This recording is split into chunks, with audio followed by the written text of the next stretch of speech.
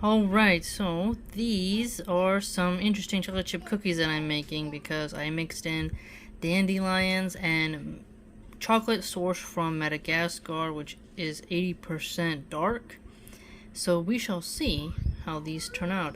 You can't really tell the petals in here because of the way the dough changed color because of the brown sugar. But inshallah, we shall see. I'm trying to incorporate more herbs into baking. Mashallah, the cookies turned out absolutely amazing. The chocolate is really rich. They are chewy, fudgy type of cookies. And the dandelion provides a nice hint. The children have gone off to bed, so I ate one. Tomorrow they'll have theirs.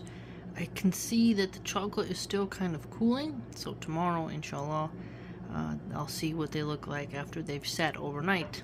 Maybe become a bit more firmer and everything, but goes perfect with a nice cup of cold milk, mashallah.